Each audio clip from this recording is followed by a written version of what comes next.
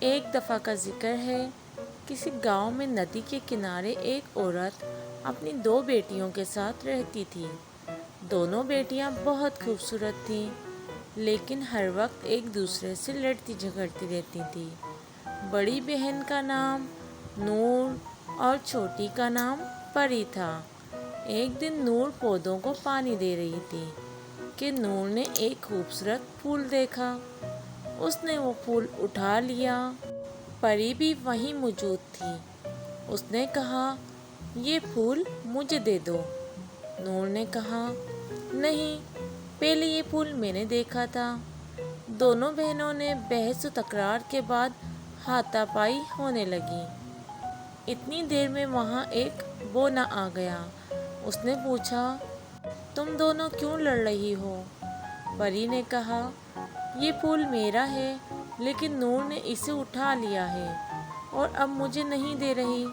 یہ سن کر نور بولی، یہ پھول پہلے میں نے دیکھا، اس لیے اٹھا لیا، اب یہ میرا ہے۔ بونے نے وہ پھول نور سے لیا اور بولا، یہ پھول تم دونوں میں سے کسی کا نہیں ہے۔ تم دونوں میں سے جو بھی ندی پہلے پار کرے گا، یہ پھول اسی کا ہو جائے گا۔ پری اور نور ندی پار کرنے کے لیے گھاٹ پر آئیں اور دونوں جلدی جلدی اپنی اپنی کشتیوں میں بیٹھنے لگیں۔ نور اپنی کشتی پر چڑھنے کے لیے آگے بڑھی کہ اس نے ایک خرگوش دیکھا جس کے پیر میں کانٹا چبھا ہوا تھا۔ نور نے اس کے پیر سے کانٹا نکال دیا۔ جیسے ہی اس نے اس خرگوش کے پیر سے کانٹا نکالا، خرگوش نے ایک طرف اشارہ کرتے ہوئے کہا کہ تم یہ چپو لے لو، اس سے تم جلدی ندی پار کر لو گی۔ نور نے وہ چپو لیا اور کشتی میں سوار ہو گئی۔ دوسری طرف پری اپنی کشتی میں بیٹھی یہ سارا منظر دیکھ رہی تھی۔ اس نے زمین سے پتھر اٹھایا اور خرگوش کو دے مارا۔ پتھر لگنے سے خرگوش تکلیف سے بلبلا اٹھا۔ یہ دیکھ کر بونا وہیں آیا اور غصے سے پری سے بولا، تم نے ایک جانور کو مارا ہے، جادو کے زور سے میں تم کو بھی خرگوش بنا دیتا ہوں تاکہ تمہیں پتہ چلے کسی جانور کو مارتے ہیں تو کتنی اذیت ہوتی ہے۔ بونے کے یہ کہتے ہی پری خرگوش بن گئی۔ بونا غصے سے وہاں سے چلا گیا۔ نور یہ سب دیکھ رہی تھی کہ کیسے اس کی بہن خرگوش بنی۔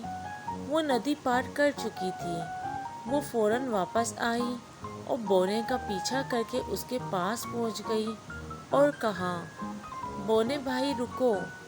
اس کی آواز سن کر بونا رک گیا اور بولا، کیا بات ہے؟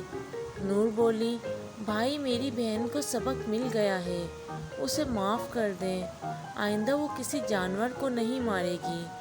خرگوش نے نور کے ساتھ پری کے پاس واپس آیا اور اس پر منتر پڑھ کر پھونکا۔